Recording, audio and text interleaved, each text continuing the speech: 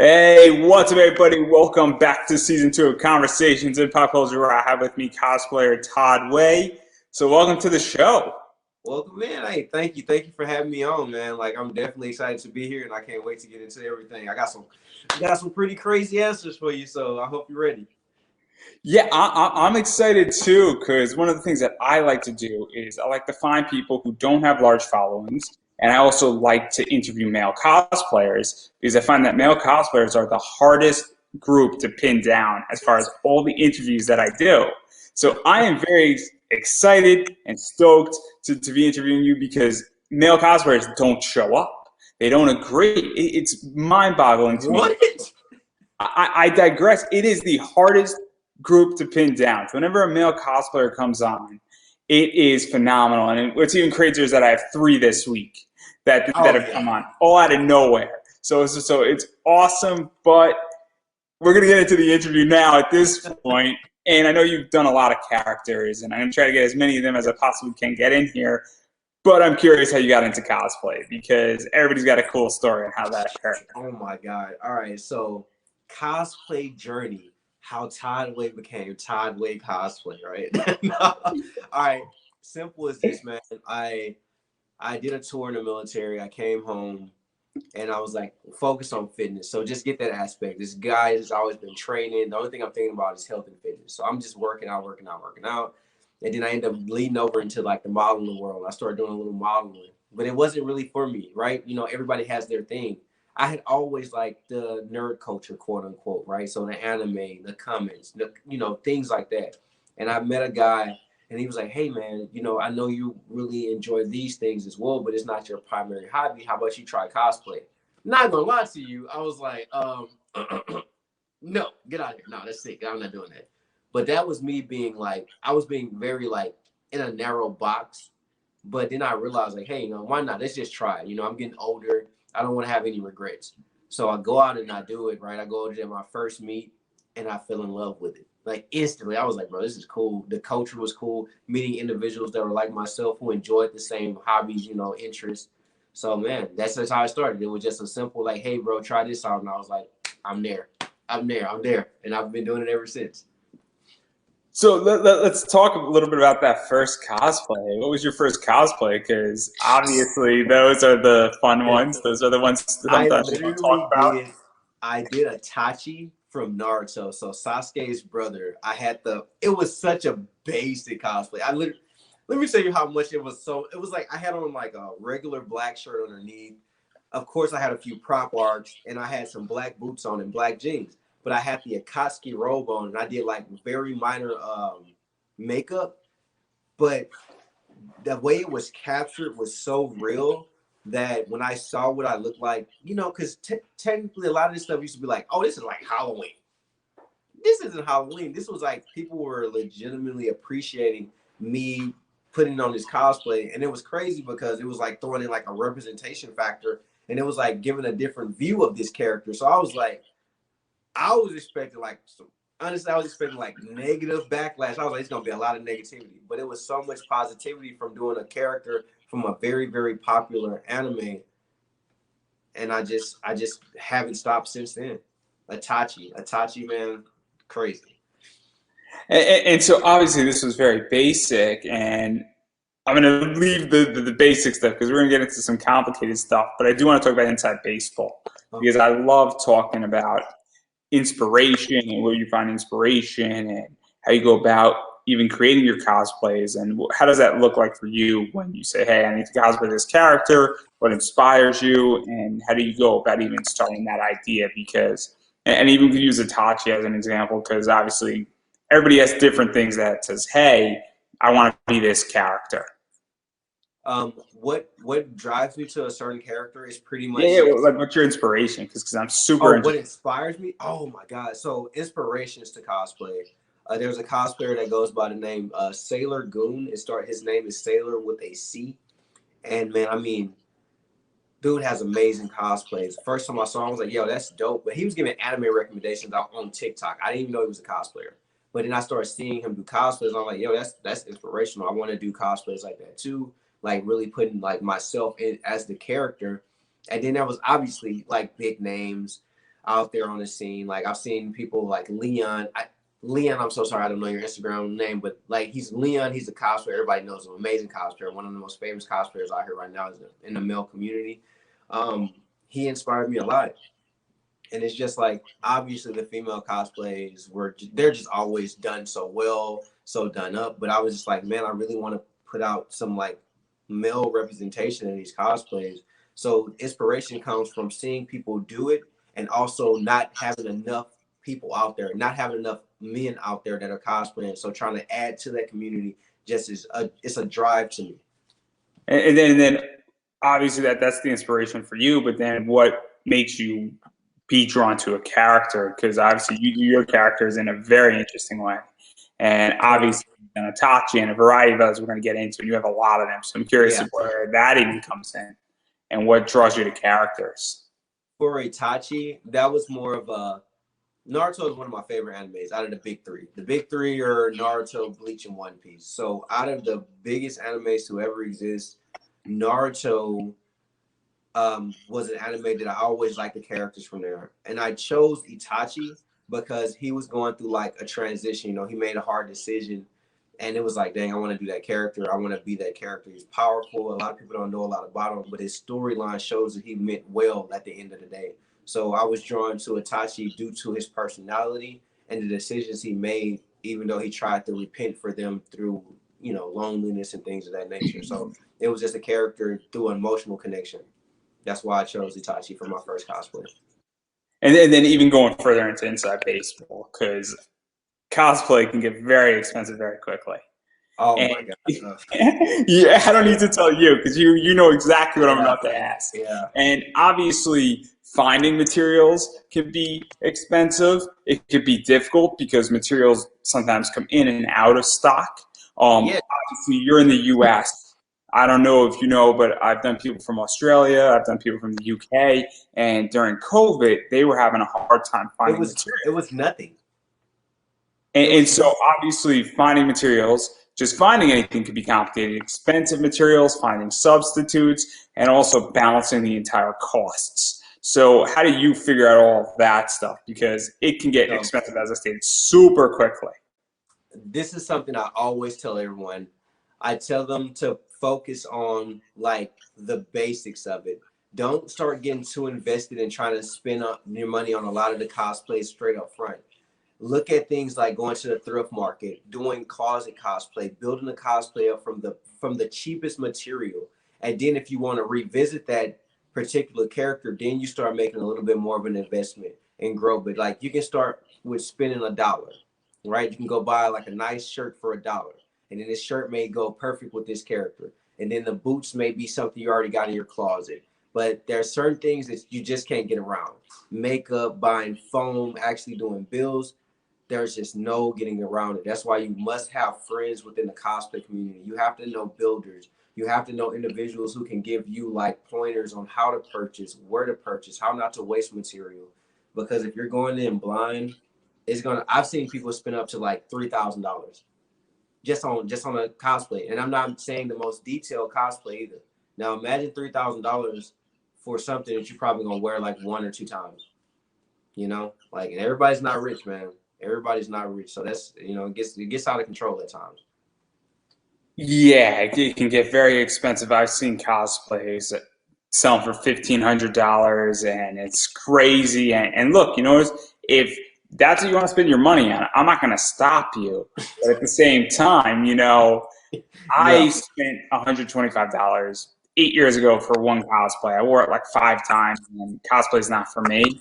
It's just not my cup of tea. But $125 really isn't that bad, all things considering. But if you're spending $3,000, you know, and then I know people who spend like 500, $600 just to build a cosplay, and it can get massively out of hand super quickly. And then prop building, commissions. I mean, that's a whole different ballgame. Wigs as well. Get you over the head. A commission you can look at, and I've seen like the cosplay, like you're saying, can be 100 some bucks, right? But the prop you want would be another additional 200, $300. And then if you want it to be custom to fit the canon version of this character, you'll be coming off like $1,000 before you know it, just for something to hold. or add on to a cosplay that only costs you $100? I'll tell a quick story. I was looking at Hunk from Resident Evil, and I wanted to Yeah. cosplay him, and he has a P9, which is a particular type of gun. In order to get that thing 3D printed, it would have cost me anywhere from $600 to $800 to look authentic. The actual gun of a P9 is cheaper than the 3D printed. Yeah. So which is ludicrous. Now I'm not encouraging anything, and please don't take it that way, anybody. But what I'm trying to get at is that to do something extremely authentic, it becomes very expensive very quickly. Yes, it does.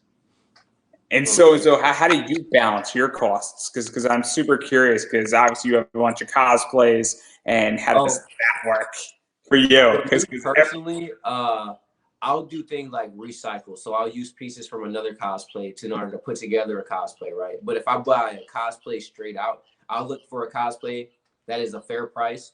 Amazon cosplays. Most of the time, you can always update the material. You can add extra paint to it. You can do different designs. What I like to do is I'll have a cosplay. The cosplay is with the material which you wear. But in order to make the cosplay like really pop, I'll like do the makeup, change the hair color, like really try to give the aesthetic of the character. I feel like a lot of the times people rely so much just on the material that they don't capture the. It's like at that point you're just dressing up for Halloween. You got to capture the character. And that's how I balance it. And to talk about this, because I think the perfect example I want to get into is that obviously you cosplay Itachi, and then you turned your Itachi into an Obito Chia cosplay. And that's very much of upcycling. I love the word upcycling. I love the word recycling in cosplay. And obviously to go from Itachi to Obito is not that difficult. And also to go back to Itachi isn't that difficult either at the same time. And so that's just one way. And so what was that like for you? Because I would imagine it wasn't that expensive to do it. It was honestly it was the cheapest thing I could have ever done. I had already had the robe. I already had the material to wear for an Akatsuki member, because they all wear robe, black nail polish, very, very simple makeup, nothing that you have to go out and buy. The only thing was the mask. Now, the thing about the mask that I thought was going to be like an additional like fee or just add up was a commission, right? But my friend, Casual Goof, he's a builder, and guess what? Just had a Obito mask laying around. Bro, I don't use it anymore. Guess what? You can have it. I mean, like that doesn't always happen, but you'll be surprised. Like if you just talk to someone, hey, bartering this for that, like trade-offs. Like there's different ways in order to save money, but I feel like everybody just wants to get it now, that they spend more getting things at the fastest possible, And also, I mean, if the only thing you needed was a mask, it's not that bad. It wasn't going to be that. Maybe like $30 at the most. And so obviously that's something to know. But I think it is super important to understand that there is trade-offs. There's exchanges. Also, you never know, somebody, if it's a $30 thing, they might just say, hey, could you tag me in a bunch of pictures? It is right there. Yeah. There's a bunch of stuff that can happen with that, because you never know what somebody's looking for in all of this. And so obviously, what was that like though for you now to add Obito into your repertoire at a very low cost to you? It honestly was amazing. I couldn't do nothing but be thankful. Like you just said, ironically, like it was like a bunch of like the trade-off was literally just tag like, hey, can you just let people know that I'm a builder and do stuff like that? It was nothing more than giving exposure. And honestly, that's one of the biggest things now to this day that I utilize in my cosplays is just exposure, because everyone has something they're interested in. It may be merchandising, it may be makeup, it may be I'm not sure. Maybe you're a content creator as well, and you want to get your video exposed. So like you want to have me in a video. So it works out with just simply doing the bartering system and trade-offs. So having additional cosplays like Obito thrown into the mix for just a very low price is just nothing more than a blessing. And then obviously, I'm a Naruto fan. I don't know if you know who's been on a bunch of my shows.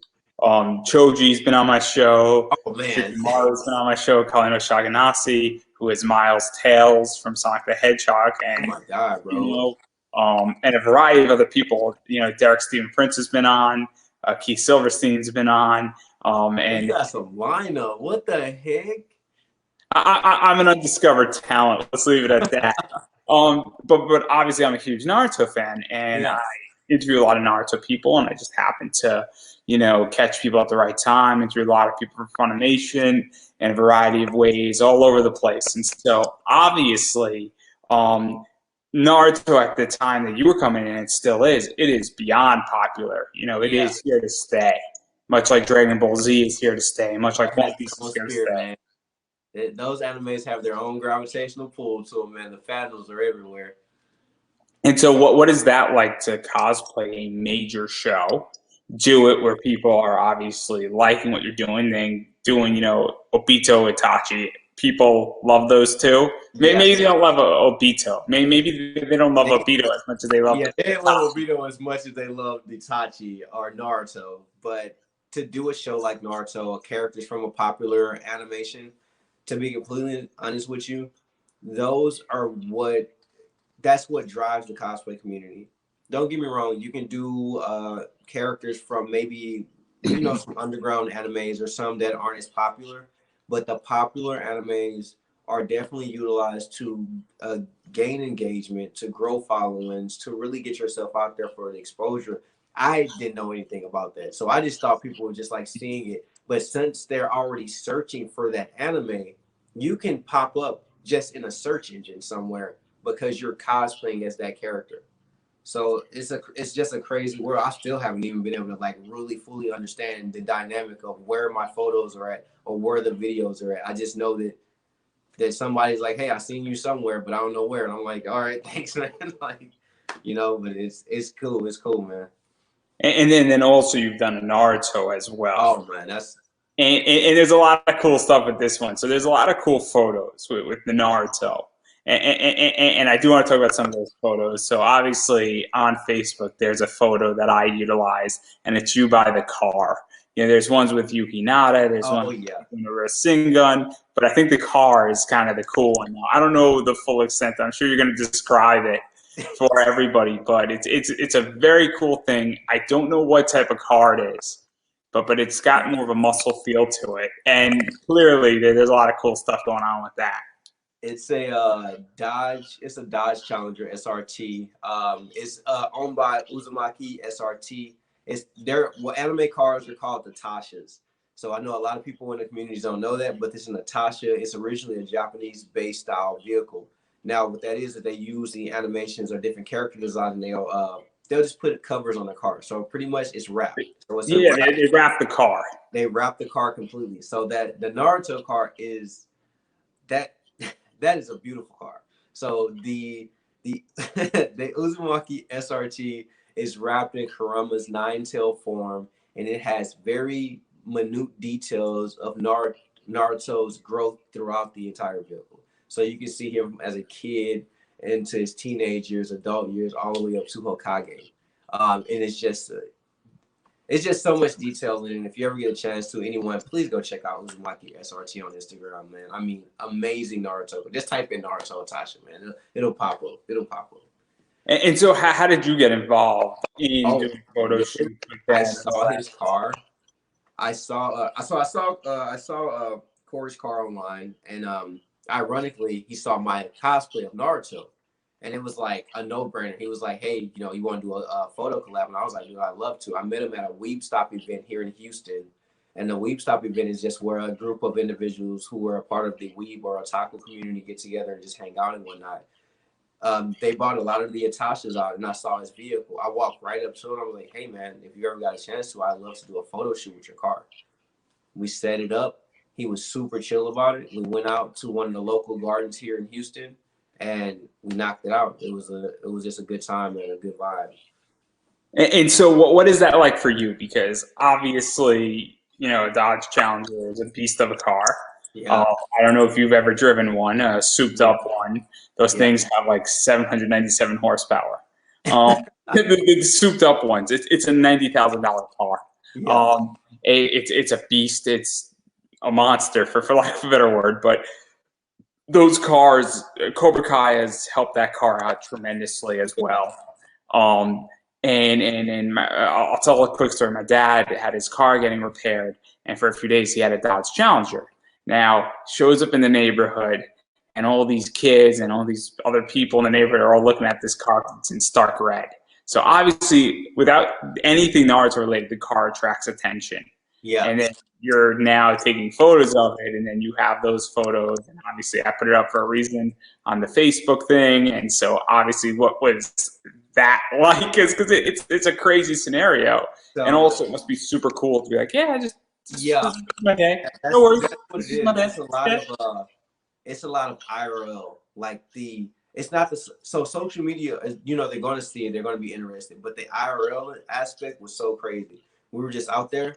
People were just walking up, screaming, "Oh my God, that is so cool!" You know, just like it's just a surreal feeling. But it's the fact that first off, the car by itself, like you stated, is just an amazing vehicle. So you see the car by itself, and it's like, wow, that's amazing. But the car with the cosplayer, man, just through the roof. It was just everyone. I mean, there was I'm not exaggerating. There was an older lady right in front of us the entire time in the photo shoot. She was walking by. She stopped, and I mean, she stopped for half an hour just to watch the shoot. She could have been doing anything else with her time, but she stopped for half an hour just to watch us take photos in front of a Naruto car. Come on, man. She probably didn't know anything about Naruto. That's the craziest part. She was just like, I don't know what's going on here, but I'm here for it. Like, you know. But that means that this is culturally relevant at this point, and that this is extremely. It's now a main staple in America, and this type of stuff, and these types of photo shoots get attention, and people say, I'm not exactly sure what this is, but it must mean something. And I think even when people see the photo, and obviously I'm going through and I saw a bunch of your stuff before I saw the car, but when I saw the car, I'm like, oh man, I got to talk to you. And whether that's artificial or not, it is a eye-catching, stopping type of thing because not everybody gets to take pictures. I mean, I've been at anime cons and they have cars there, and they're cool, and I have photos of those cars, and I love that stuff. But then to add the cosplayer into it, to add it into a beautiful car, I mean, I'm a guy, I like cars, and I have my own car project going on right now, but that's neither here nor there. Lego 10K Club, here we come. But I digress right there. But yeah, no, and also it's just so fitting for Naruto, and given that it's such a classic anime. Yeah. So no. I do want to back out of Naruto as much as it pains me. No worries. You're completely okay. There's plenty of stuff to talk about. We're fine. We're gonna take a nice little nosedive into Pokemon as Ash Ketchum. Oh yeah. You gotta catch them all, right? Huh? Gotta catch them all. You gotta catch them all. Yeah, that is certain. You gotta catch them all. And so, what was this like? Because that's just 101 basic, That was, to be completely honest with you, the Pokemon aspect for the trainer Ash. That's just nostalgia right there. Everybody knows Pokemon. I had trading cards growing up, stuff like that. Watch the shows, love Indigo League. One of my original. I like the original Pokemon. I watched other ones, but that original Ash, Misty, and Brock was the staple of Pokemon for me. So to cosplay that character was just like, I'm not embodying the character. I'm just embodying my childhood, if that makes sense. Like as wanting to be a trainer, being able to enjoy that whole aspect of actually being Ash out there. And so what is that like? Because obviously there are different levels of cosplay. And when you're cosplaying Pokemon, I don't think anybody takes a Pokemon cosplay as being serious. I've seen for me going out in town, and that it's like and this kind of sucks, and I hate to be like this, but I never get the negative of the back, and I know some parts of the community really get a negative backlash when they're out in town and they're just doing it. I usually just get people that, even if they're just being biased or passive aggressive, they instantly want to be nice and talk. It's like just, oh my God, I love it. It was like, even if you don't love it, it's like, I just want to know what you're doing here. And I want to know why you're dressed up like this. So I just always take it with a grain of salt, and I'm just like, no, just come over here, take photos with like families, even just random people in the park who just playing Pokemon Go. Because ironically, during that time, people were just out there with their phone, like trying to catch them all on their phone, So it was just a good time. And one of the things that the reason why I want to talk about Pokemon because I find Pokemon to be very different. Where Pokemon was just on Cinnamon Toast Crunch, with the trading cards. There's a wrestler who basically said, anybody who brings me Pokemon cards at this wrestling, I'm going to give you 3, free Polaroids of myself, and like Prince in wrestling, and sign them. And so obviously, I find Pokemon to be one of the big uniters Yeah. across pop culture. And everybody in my generation was watching Pokemon. People outgrew it. Yeah, I remember playing the games. I remember mystery gift time during snack. Oh my God, yes, And bro. so, Yeah. like, when I talk to my friends and I talk to people, and then people still play Pokemon in middle school and all that stuff with my friends, but then when we're talking, it's just one of those things where it's just like it's a great uniter, and nobody ever is angry when they're talking about Pokemon. And I don't think anybody's gonna ever outgrow Pokemon for the most part. It's just like one of those things where the series of Pokemon might be outgrown. Like our series is gone. Like that's not here anymore. But they have newer stuff. They got Crystal. And don't get me wrong, it's nothing against the newer stuff, but it's just like it doesn't give me that nostalgia feel. Hey, you got to be trending on my territory. The director of the newer stuff was on my show too. Lisa Ortiz was on. Oh, and really? she's Amy Rose from Sonic the Hedgehog, and she's directing Pokemon on Netflix. Oh my God, dude! Like, and that's insane. But just no disrespect, it's just not Indigo League for me. Like that's so for my cosplay, it's not focused towards Crystal, but there's nothing wrong with Crystal. It's just I'm focused on the original style game because of my age range as well. I'm an early '90s baby, man. I'm used to the things from the early '90s to early 2000s as far as that community of cartoons and things. I'm from the same time period, so clearly I know all about it. I completely get it, but I liked gold, silver. I liked ruby, sapphire, emerald. I was in that stuff. It's amazing. But let's get into some more modern anime, and let's talk about My Hero Academia. Because that's one of those. That's my baby right there, man. Yeah. And so I don't know if you know this about me, but I got to interview Rob McCollum, who plays Stain. Bro, what? And I have to release David Matranga. And who does David Matranga play? David Matranga, you talking about Hawks? He plays Todoroki. Oh, Todoroki? Yep.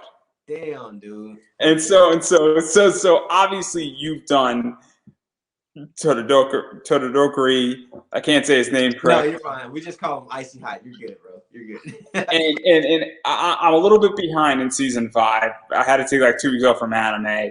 I was on a wrestling binge. Deal with me, everybody, how you choose. But obviously you've done a bunch of My Hero stuff. Yeah. And so obviously Fire and Ice, and you've done him in, I guess, his suit version, and talk about the scar, and obviously might say something offensive here, but you're black.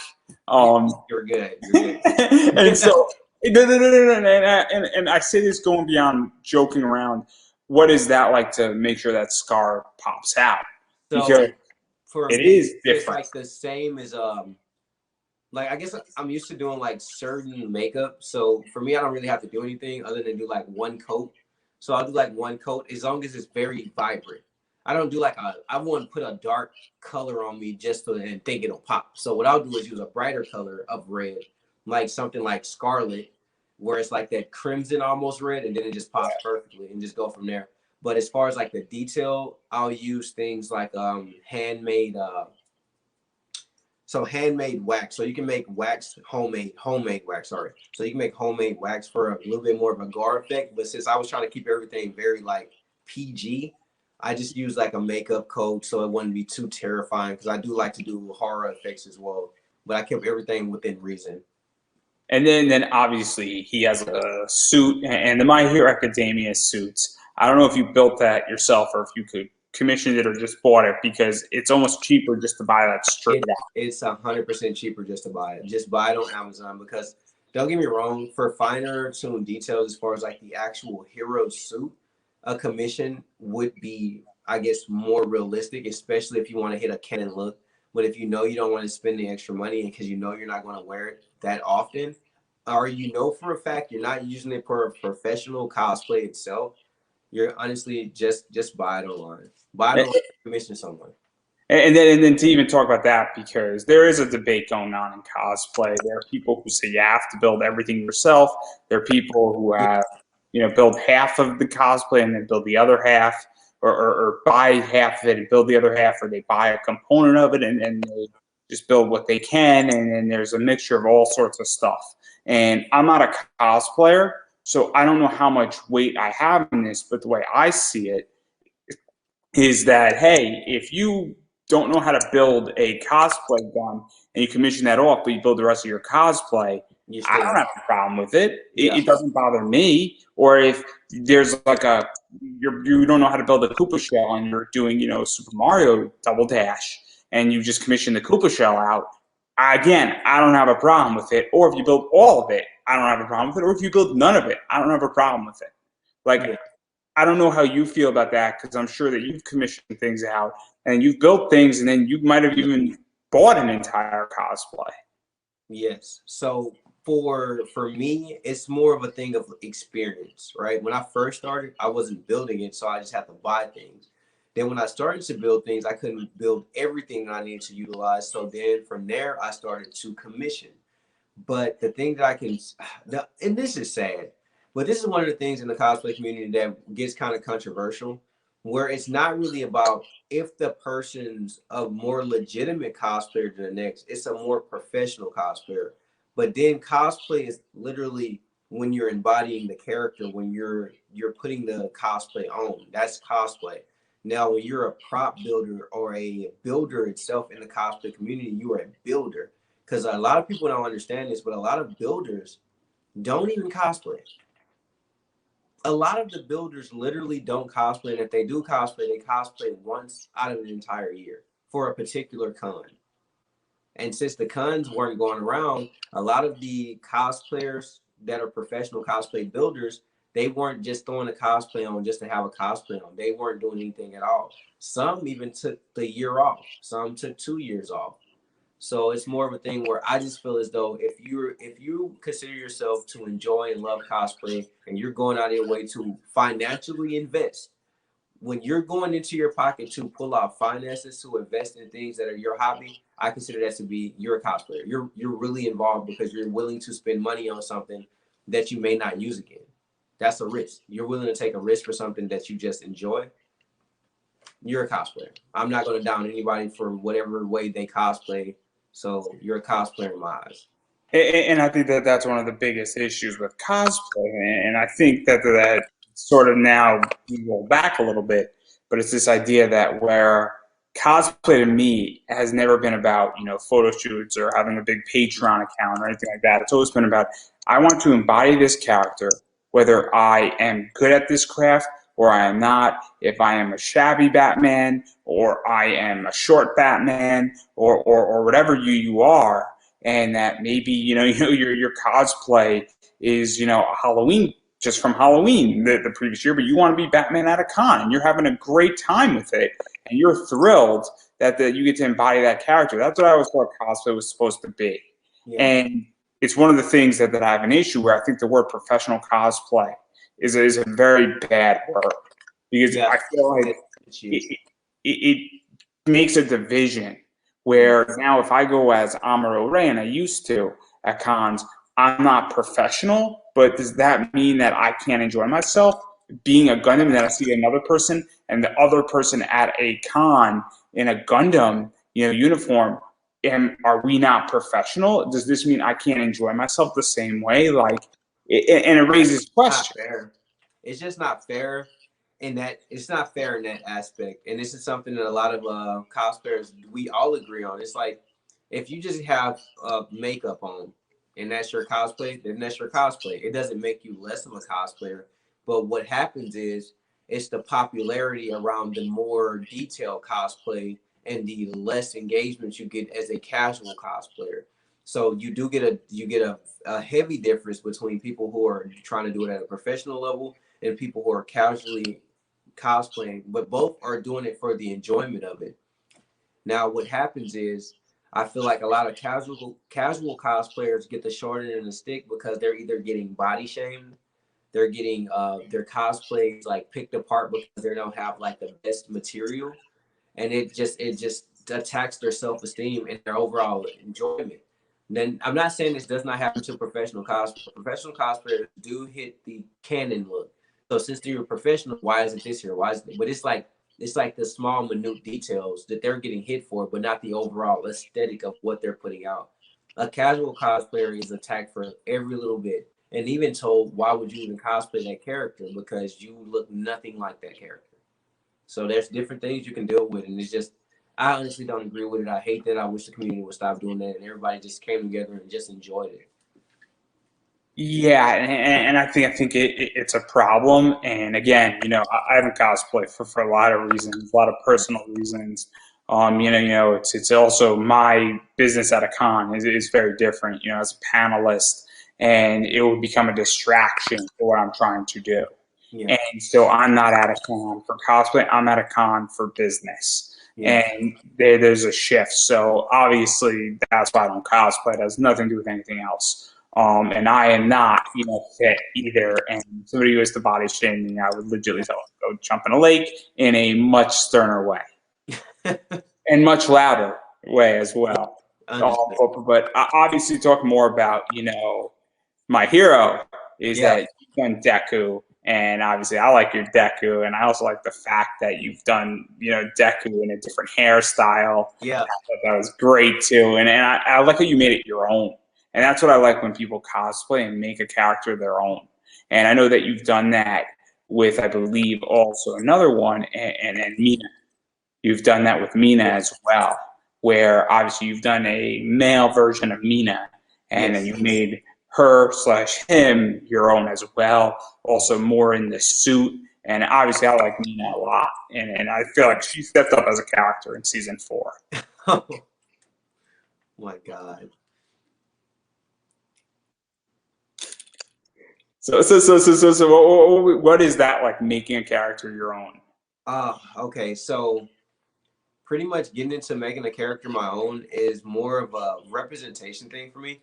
I don't try to, for me, when I say canon, I mean, I never try to cosplay to be like the character to a T, right?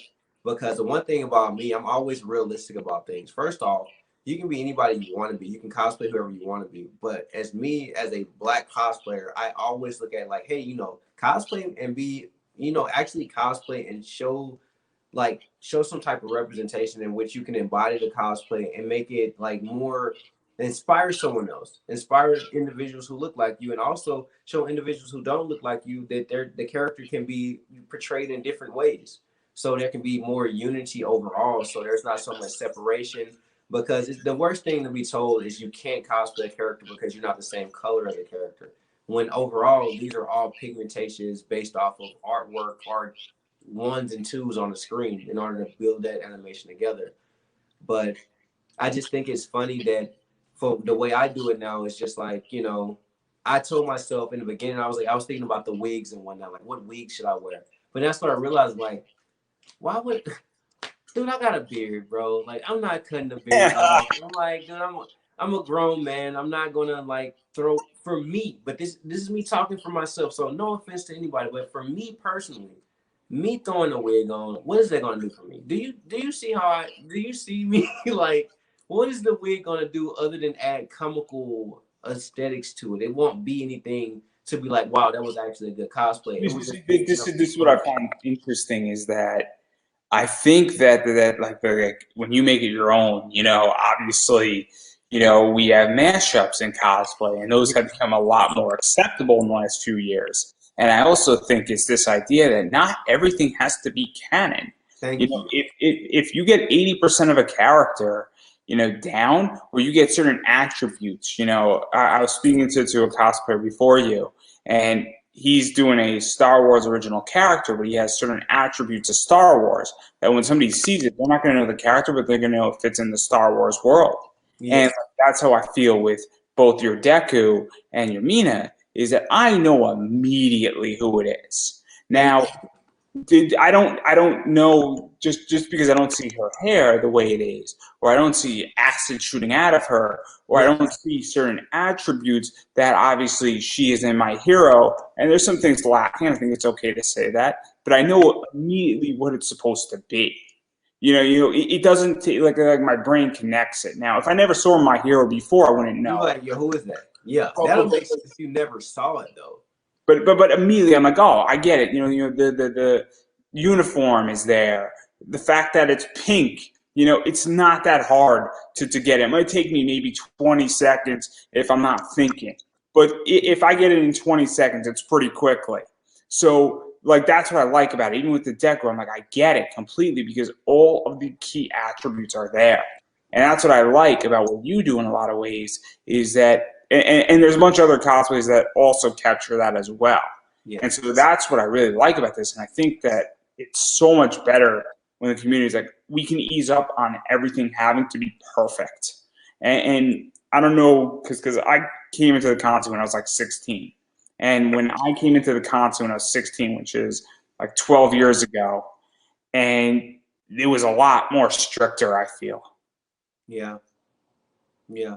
I feel as though I feel that way as well, especially on stories I've heard of like past comments, past threads, because it's still the internet is almost forever. So there's a lot of things you can see from the past and it gets regurgitated from time to time just to bring up the past.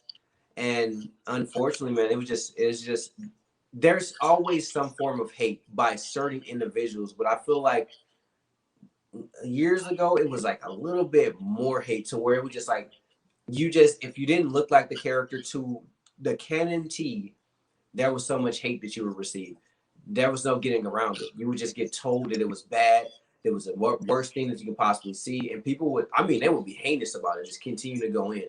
But look, like I hate to say it like that, but during that time, I wasn't around for any of this. So I'm here during a time where I guess I've always watched anime and enjoyed it, but I never cosplayed. So I'm seeing the community that I've always been a part of, but not like dove up in as far as like the cosplay community. I'm seeing it become so mainstream that I'm starting to see individuals who've been in this community actually, they're not happy. They're not happy about it because some of the same individuals that used to bully them and say some of the most mean stuff to them are now like, hey, bro, can you give me an anime recommendation? Hey, bro, where'd you get your cosplay from? It's like, that's crazy because you're the same guy that used to make fun of me when I was a kid.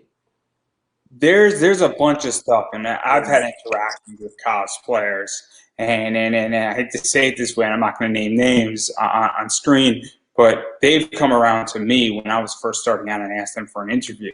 And now it's kind of crazy because they're like, wait, this person who happens to know me, and then I'm like, well, this is awkward. And it's not awkward for me because I wasn't the asshole in the room. And I think that what's starting to happen is that I think that there's a lot of change. I think there's a lot of liberation.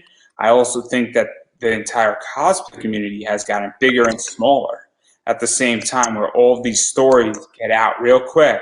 And if you come at me and then I publish an email and I throw it into the right thread, Yeah, you're out there. Yeah. it's like it's over, and it's not an argument anymore. And I have some of these emails, and I'm just like, okay. I mean, I'm not that guy, but there's a day of reckoning, and there's been weird shit that's happened to me, and I'm not a cosplayer. I'm an interviewer, which is even crazier. And that's what I don't understand. How the lot of see, A it's so simple no would have been fine. Simple no would have been fine. yeah, but you never get just a simple yes or no. That's why unfortunately, that's why cancel culture exists, and this is why you always, personally, this is one of the things why I've been on social media. We have to be wary of what we say and how we say it, but at the same time, why would you even say certain things to individuals? Like, just what drives you to say something negative? And this is not towards you. This is just towards those who are listening, those who are seeing what's going on here. Just There's a saying. Like treat others the way you want to be treated. That's just like old saying. Like just keep in mind that the stuff you're doing right now is going to come back and hunt you. I'm going to add something to that. Is that also, if you shoot at somebody, shoot to kill them, because if you don't, they will come back, Yeah. and they will shoot to kill you, no question. So you have to finish off people. I'm coming from Washington D.C. I used to live in Washington D.C.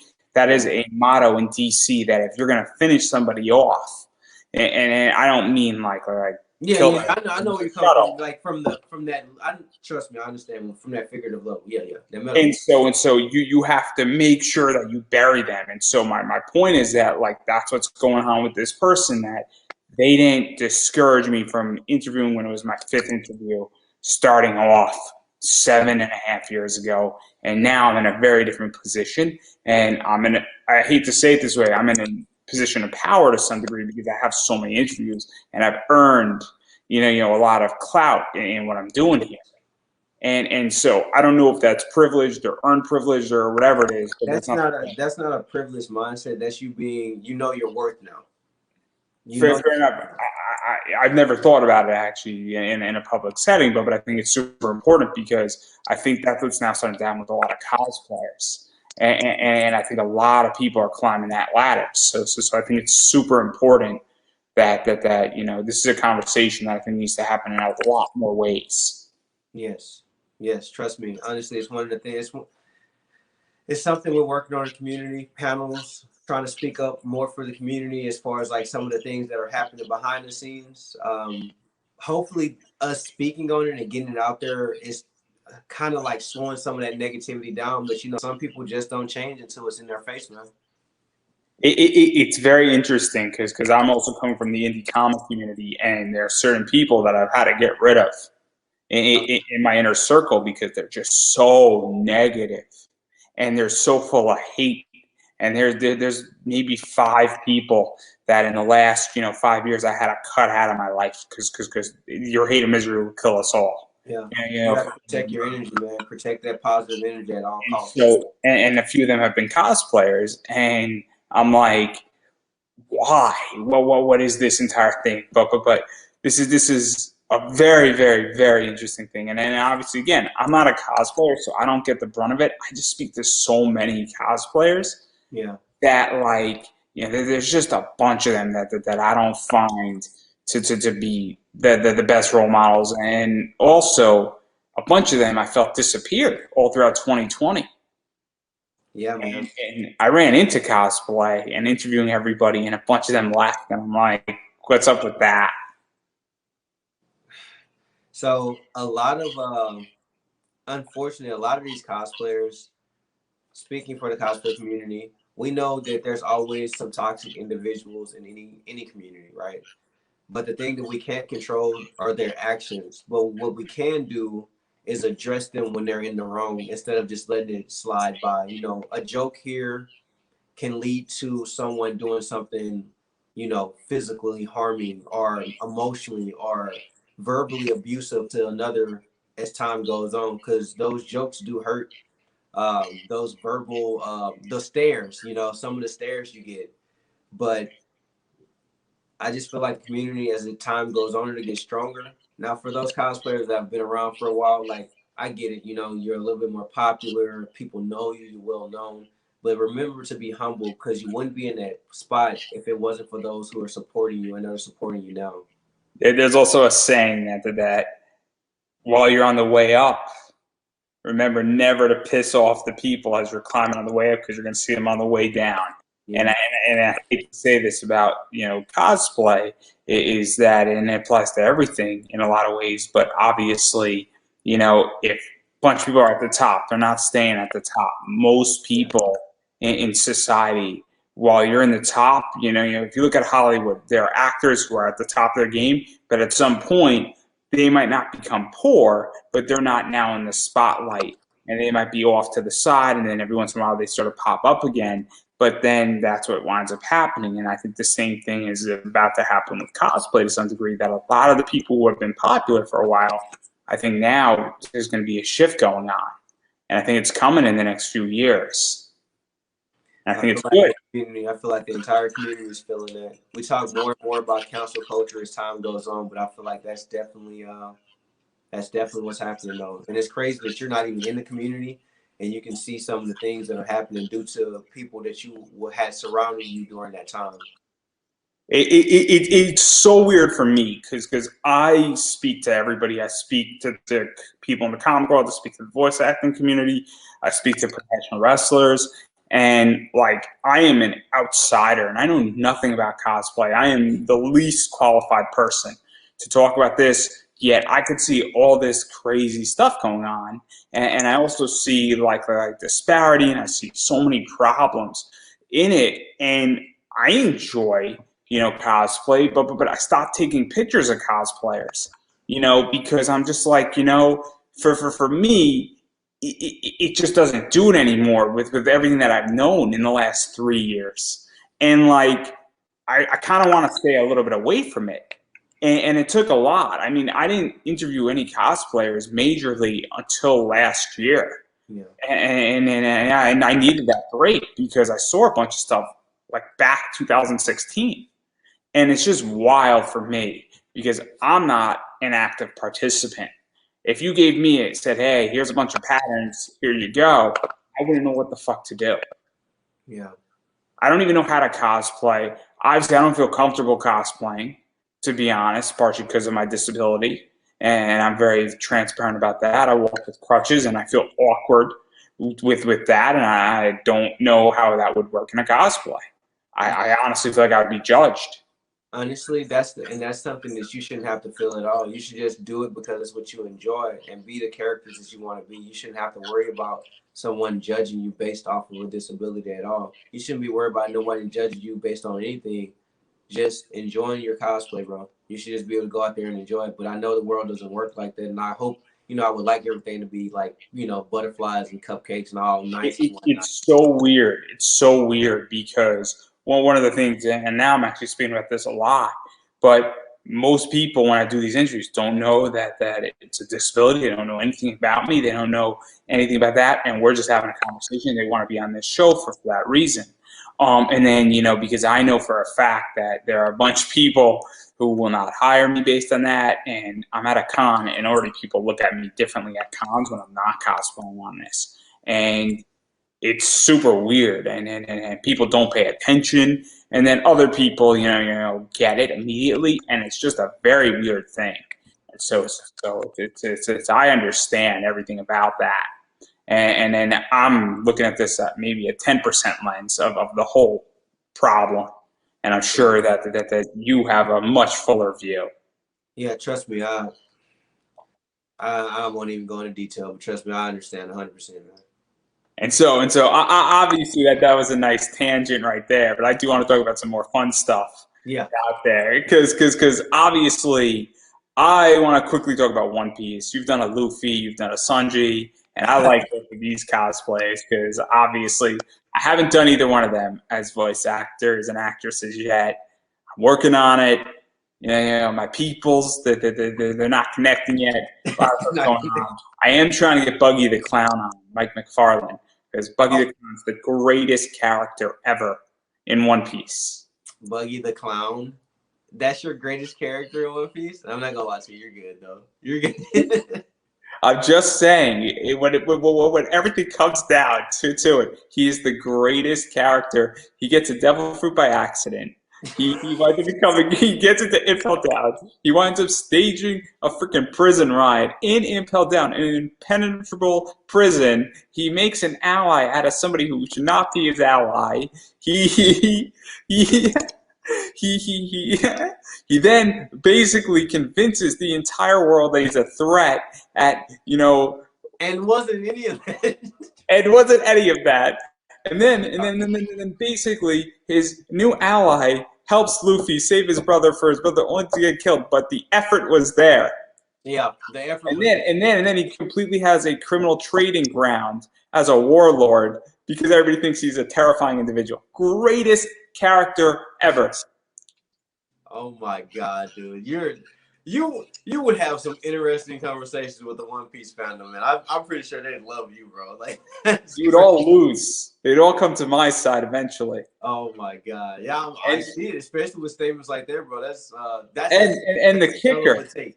and the kicker is that you could buy a pirate shirt in Animal Crossing, a clown nose, and a pirate hat, Oh and my walk god. around with an axe, and then you're Bucky the Clown. See, now people are going to be like, "Hey, can I get the clown code, man? Help me out." Come on, bro. But But in all seriousness, I like it because I like your Luffy and your Sanji because thank these, you. in my view, and I mean this in the most non-offensive way, were very much in what I view as closet cosplays. Yeah, And, those are and I love that because it means that anybody can do it. I could do those cosplays. yes. I literally for Luffy, it was like a one of those beach straw hats like you just pick up like Walmart. I want to say, the shirt was just like a random red shirt that you can get from anywhere, like nothing special. Like some shorts I already had around and just a little scar, bro. Like some eyeliner. Honestly, I just used some eyeliner and drew it on. Like nothing major. Sanji was literally an old suit I had, a yellow shirt and I used a straw for his cigarette because I wanted it to be kid friendly. So that's not even a real cigarette; it's a straw in my mouth. Oh, you should have used a lollipop. This way you could Oh get my the kid god, version. dude. I didn't even think That about would have that. been I funny. just went for something that was like, yeah, I need to get something where it looks kind of realistic but not too real. Oh, that would have been great. Just the 4 kids version. But I like this because this to me convinces that I can cosplay.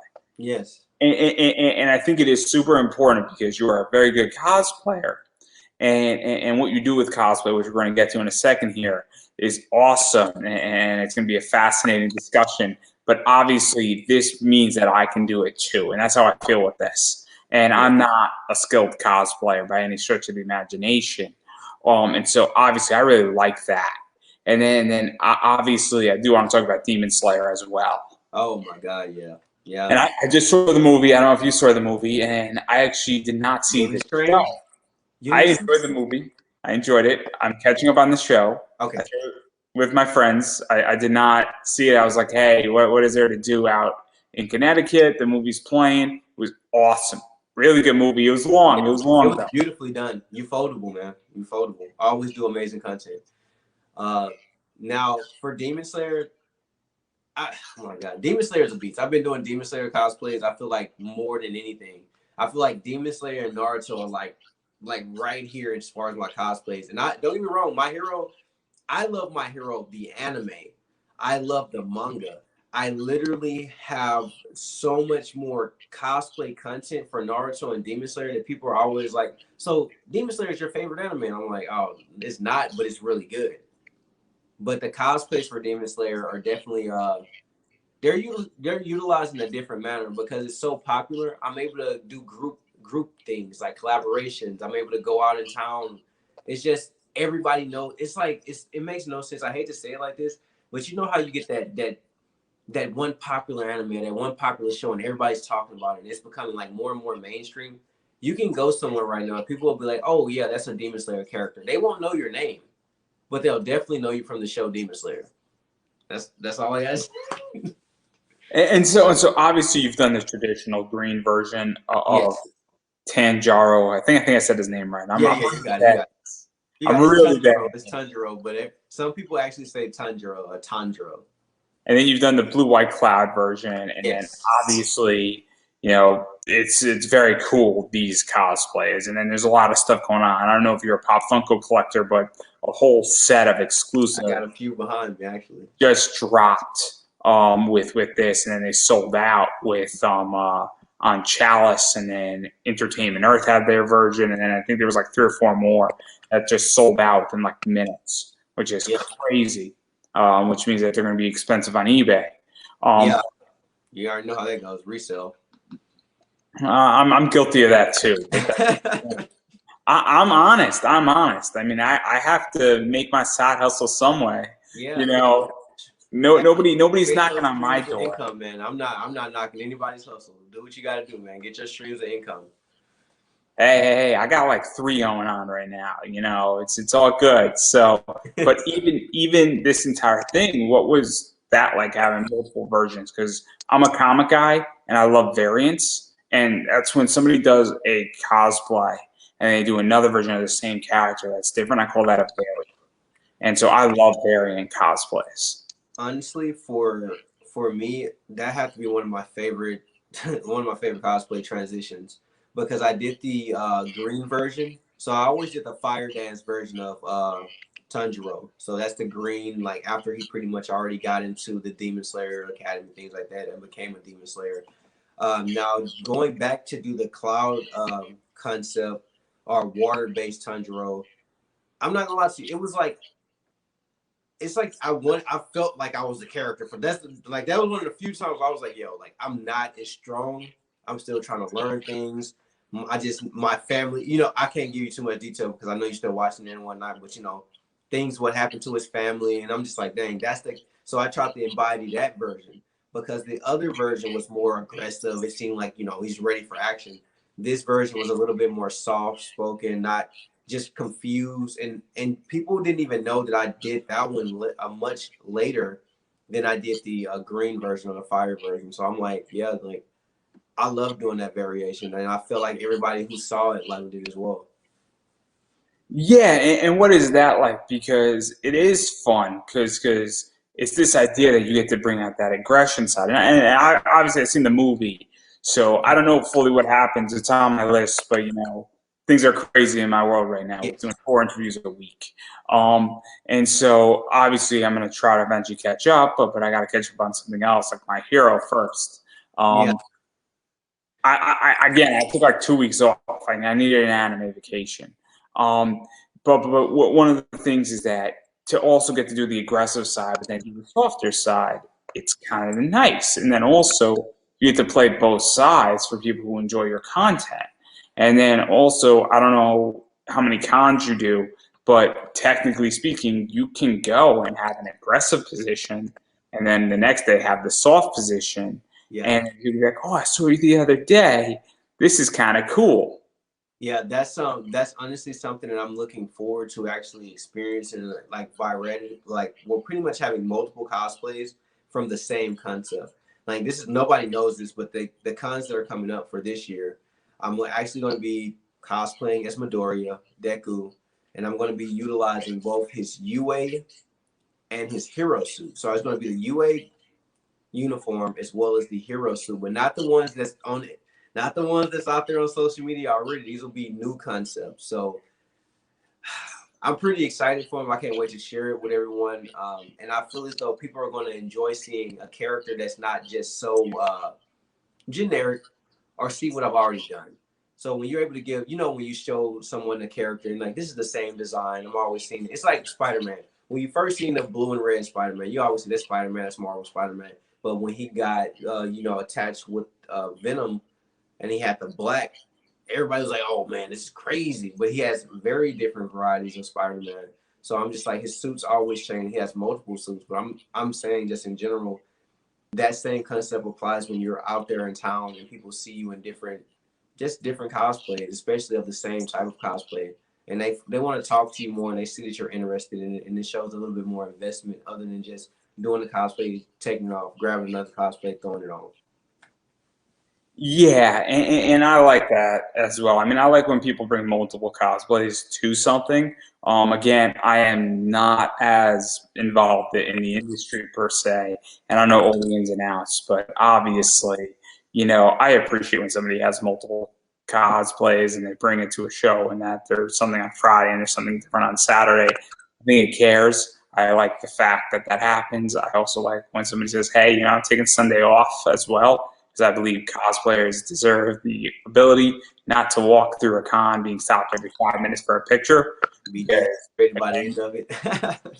you're still getting, for the most part, you're not being paid to be there, and I don't want to be completely harassed either.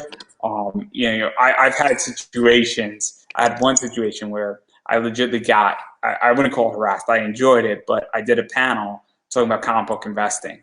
And for an hour after the panel, outside of the panel, before we got yelled at, like 15 people were asking me question after question after question, and I loved it because I was happy to. But at a certain point, I wanted to like leave and enjoy my con. So I completely, can imagine that's what sometimes happens. Yeah. Yeah, But it that's happens. a good thing, though. That is a good thing. Honestly, I enjoy stopping to communicate, also meet new people. And for me, it's more of an engagement thing and showing more authenticity because I'm not super big. So just for someone to appreciate like the cosplay itself and then actually going for them to like check me out and actually be like, hey, I actually like your content. So it means I'm doing the right thing, right? I'm actually I was about to ask that. yeah. Because one of the things I was about to ask is that obviously you want people's feedback and you want to engage, and you're not asking, say, how did I do in this cosplay? But if somebody says, oh man, I love that one where I saw you yesterday in the green, but oh my God, I saw nobody ever do this white cloud version, and the way you did it, I love it, and an awesome cosplay, and then if 15 people, especially the first time you wear it, or 50 people stop you and say, oh man, great cosplay, I love it. Oh man, you really embodied the character. It obviously gives you insight into what people want and what they're interested in and all Yeah. that stuff. You're able to range it based off the engagement you get. That goes a long way. You're able to understand what people want to see from you and also know what you need to improve on. Because sometimes I feel like some criticism is taking the wrong way. Criticizing something isn't saying that, hey, this is something bad. It's saying that maybe next time do this one little thing. Sometimes it gets a little like, you can keep it to yourself. But at the same time, it's like if you want to get better and you want more people to engage, take the small advice. One of the best advice that I got was like, I had my hair like brushed down really low to like a fade, but people were like, hey, we need more texture. Grow your hair out. So that's why I've been growing my hair out. And honestly, like you said earlier, I like the fact that I can actually see some diversity in the hair. And I'm just like, that was the whole point that you literally spoke on it. That's literally why I grew it out, to show like you can have different representation by just simply growing your hair out, just giving the character something other than just Oh, you're not going to like what I have to say now. what you got. Yeah, I What you got. completely just lied. I just lied to make you feel good. No, it's just you gave me that one as a gift. You gave me that one as a gift. That was just too easy. I do like the fact that you make it your own with your hair. I love it because it's so easy and it's so simple. And obviously, I'm joking around when I just made that statement. Everybody for watching this purpose. Everybody's like this. Oh my God. So obviously, and I love the fact that you have multiple, and I'm sure you're going to have a third one and a fourth one. Obviously, we're waiting for season 2 to come. I don't know the manga again. I know very little about Demon Slayer. I just know that it's a good show that's on my list, and it looks good and it seems fun. But I don't like spiders, so I'm in. Yeah. Yeah. My friend has a copycat. It's called This Twin Brother, and he says, "You're really going to enjoy this, Andrew, especially the episode of the spiders." And I'm like, "Great, Yeah, just great." but the spiders aren't literal spiders, but they do have spider characteristics, and if you don't like spiders, you're not gonna like some of the scenes. To be completely honest with you. Yeah, it's gonna be fun. It's gonna be fun. I'm gonna be like underneath my like bed. Is it gone? Is it gone? But now. but the other thing I want to talk about, because obviously, and I know I missed a bunch of your cosplays just now, but I do want to talk about the other side of where you are sort of big, and that's TikTok. Oh, yeah. And obviously, you have I think 125,000 followers on TikTok. You are cosplaying on TikTok. I am on TikTok too, but I am not as big. I think I have 4 followers. I'm very proud of myself. You should be very, very proud. I'm not religious about my TikTok. Yeah. The reason why is that I'm in my parents' house rebuilding my life at the moment. Oh, And okay, understood. I don't have the ability to record, and I'm doing 4 interviews a week, and That's that's what I my was saying. I max. was like, how are you doing these? You're grinding. You're grinding.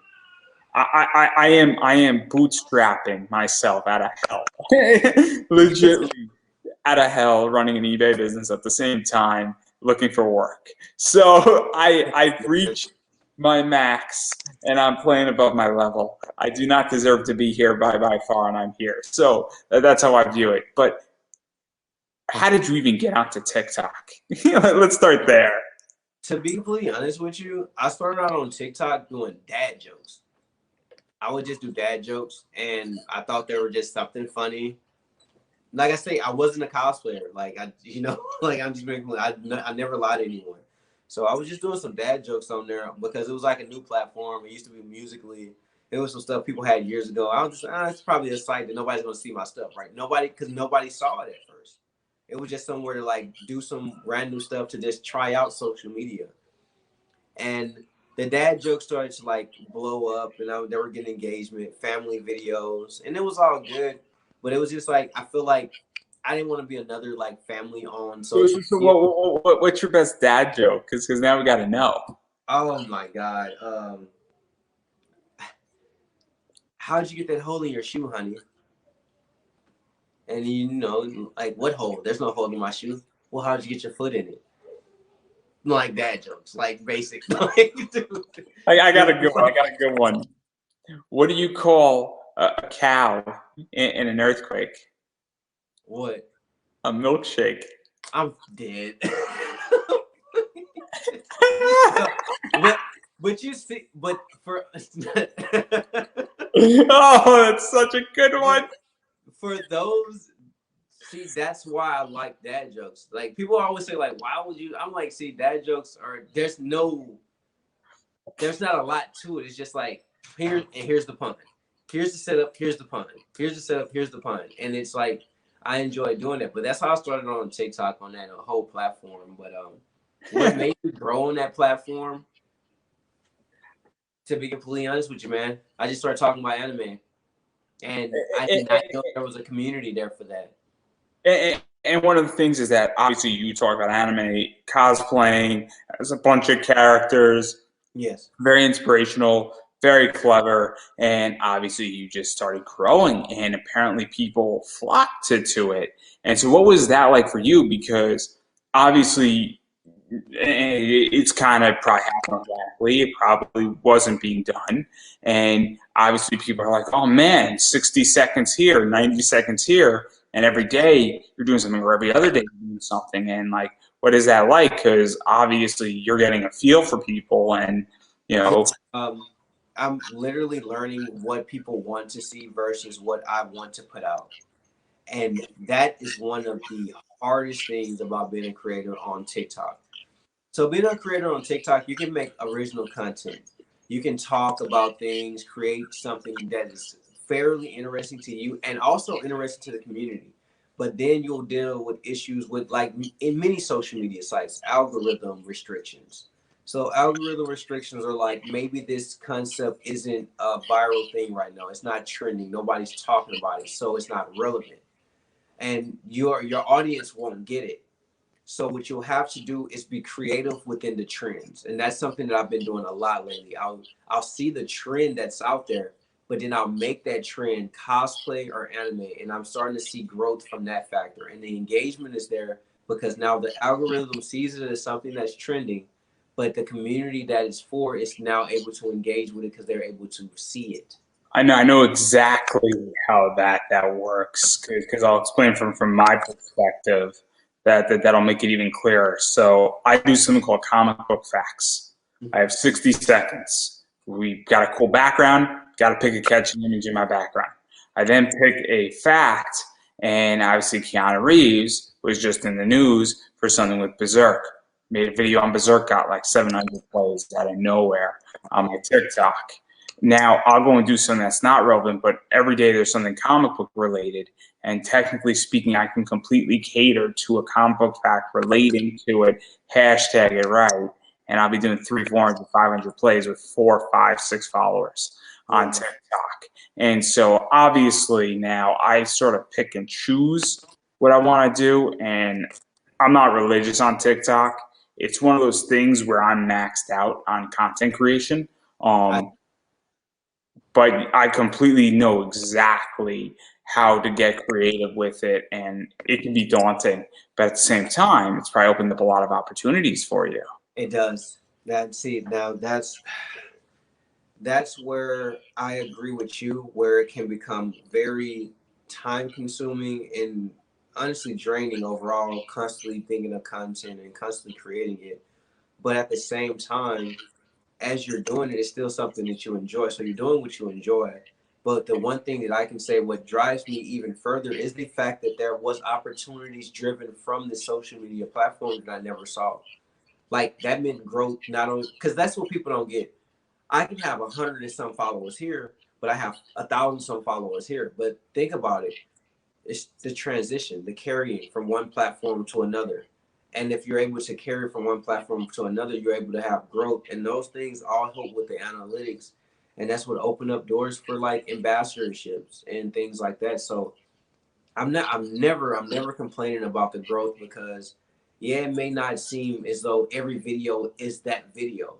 But the videos that are that video are definitely helping me get one step closer to the overall goal. It's something that I got to figure out how to do because it is tricky, and I'm also in a very, very rocky situation where my battle plan, and I'm very honest about where I'm at, is I'm just maintaining the ship's course for a while, and then when things become more stable, I'm going to re-examine where I'm at because, it's just one of those things I, that but I, to be completely, I always say like, I know you're not investing in TikTok. Now, the one thing is, I know I'm not sure exactly who's going to hear it, but everyone who does hear, don't follow you. There's a follower to following ratio that needs to be met within any platform. If you're following 1,000 some people and you don't have like 10,000 to three like 20,000 extra followers, that means that these accounts, you can make a viral post, but then when they get to your account, they're going to be like, well, this is a fake page because why are they following so many people, but they don't have a lot of followers? And this is something I feel like a lot of people mistake when they make this mistake on TikTok. You can like everybody's content, doesn't mean you need to follow every single person if you're a creator. Now, if you're just a consumer, you can follow as many people as you want to because you're just consuming the content. But once you want to create content, create a new account. Create an entirely new account and become just a creator. Because if you're a consumer for so long and you're never creating, it's so hard for these accounts to grow. And that goes for every platform: Twitter, Instagram, Snapchat, no matter where you're at, except for maybe Facebook, because Facebook is definitely more of an engagement group process. You're in the groups, you're getting engagement. Yeah, Facebook is also very different because if you're following 50 pages, it's different than when you're posting something on your page, and, Exactly. and it's very different in that regard. If you have a personal Instagram, it's very different than a business Instagram and all that Yes. stuff. So obviously, there's a lot of stuff going on. I mean, the one thing with my TikTok is that I think I have more than 4 followers. I think I might have like 33 people following me, and I'm following like 5 people.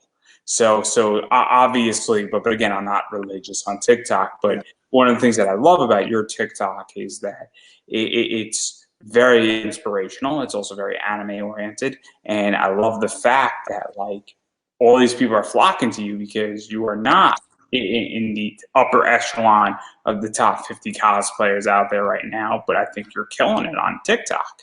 And micro content is super important right now because 60 seconds, it's not that hard to consume 60 seconds. Yeah. And you got to get your point really, really across really quickly. And Yes. we're obviously in a great digitalization pivot.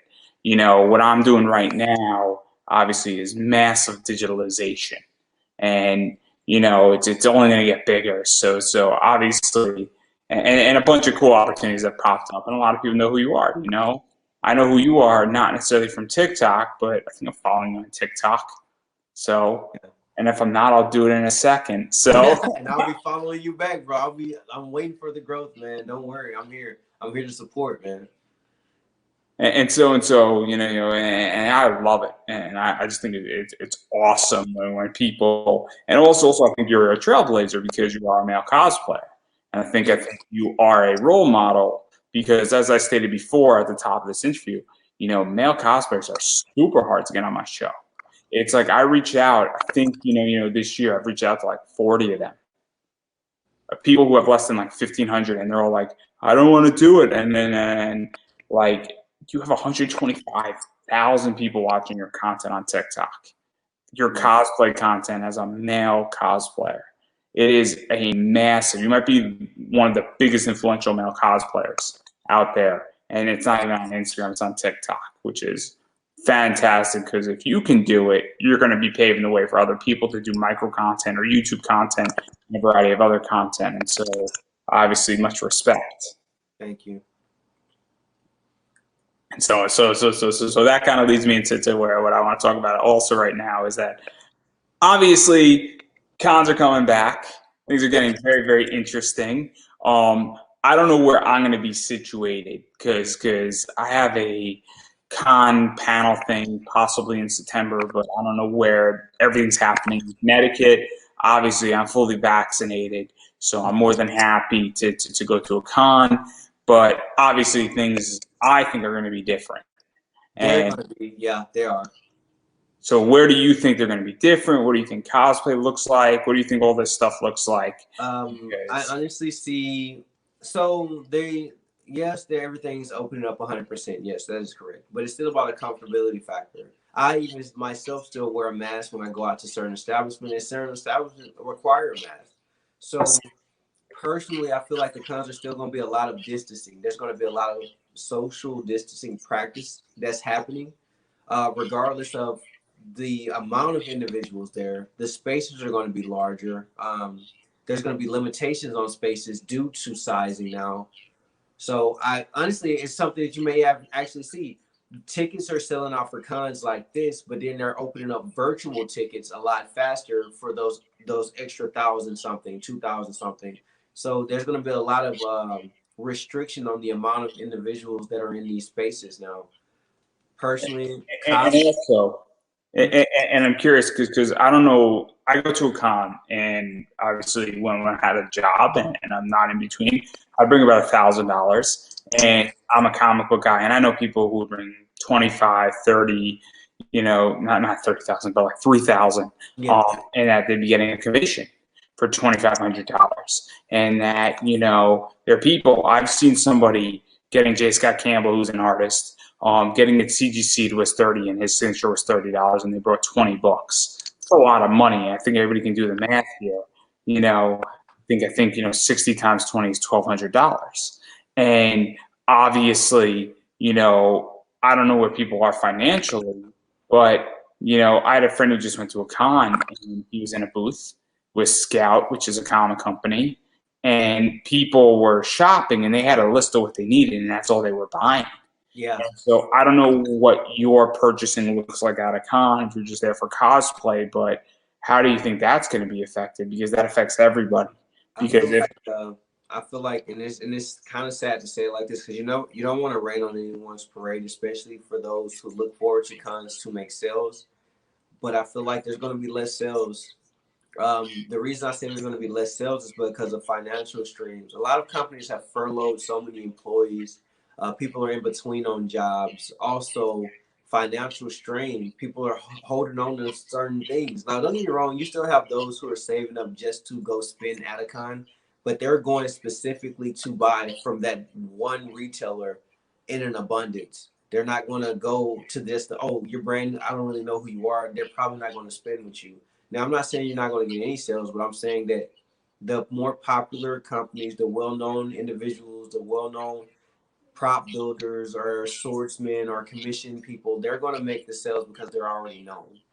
And unfortunately, even those people aren't going to make as much as they used to in prior years during cons, because now there's a restriction on cash flow for a majority of the states at this and I would also imagine that people might not be so ready to go to a con, and even if you have that money, if you're not going to a con until January, why would you buy something in September unless you think it's going to sell out? But if you don't know if it's not going to sell out, maybe you'll buy it in November, because this way you don't have to store it.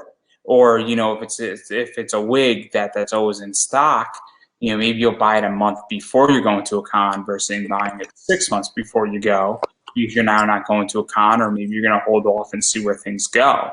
And so obviously, I mean, I approach it from a comic realm where the comic book market has gone off the rails. I'll ask you a question. Obviously, everybody knows what a giant size X-Men is. And so I don't know if you're familiar with CGC grading. See, great. I'm not sure. CGC grading is a grading thing. And so there's a 1.0. Throw me a number that you think it's sold. People are asking for it right now. For a giant size grading, Graded X-Men. Maybe 2,000.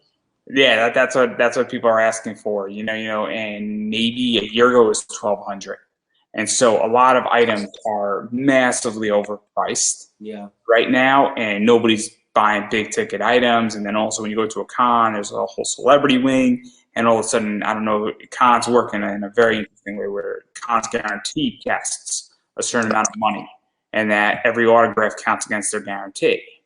And well, if people aren't going to cons or there's less money, those guarantees may or may not be met.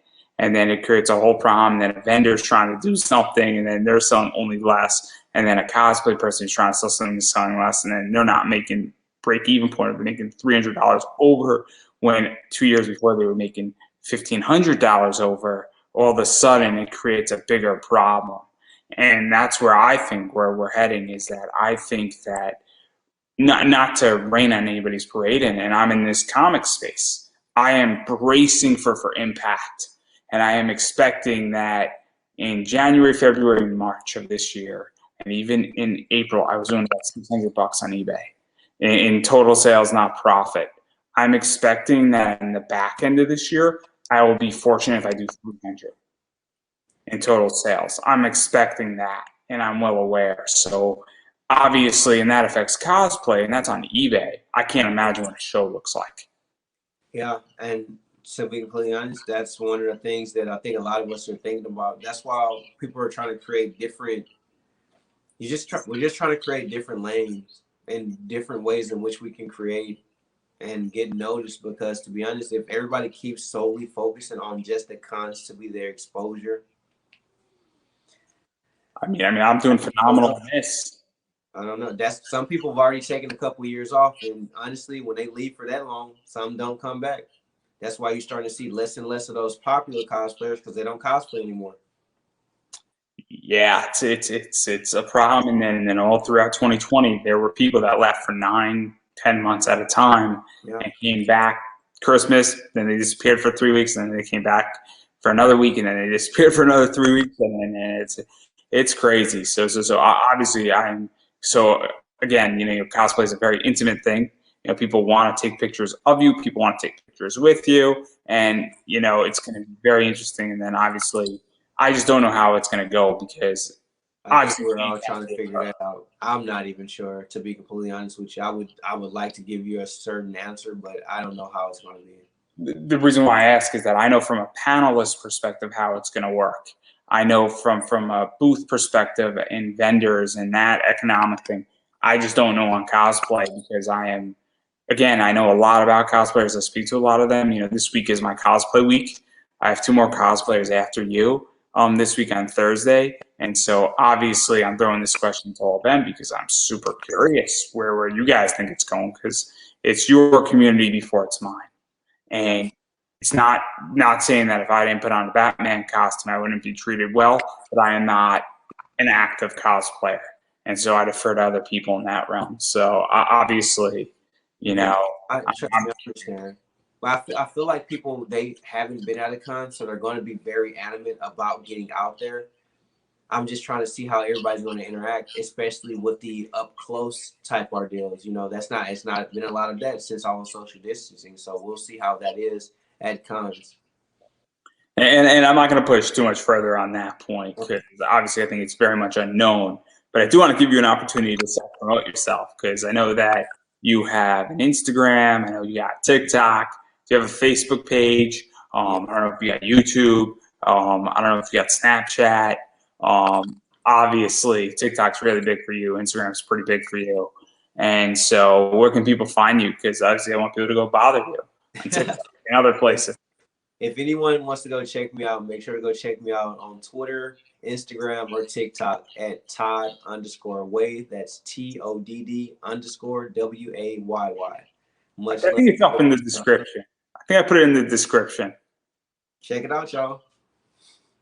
And so I'm just gonna say it again. Obviously, I want you to go check out Todd's stuff. Obviously, he's been graciously to listen to me ramble on and talk about stuff and get a little controversial.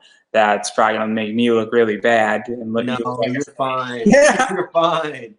But well, in all seriousness, I've been saying this. You have to support indie.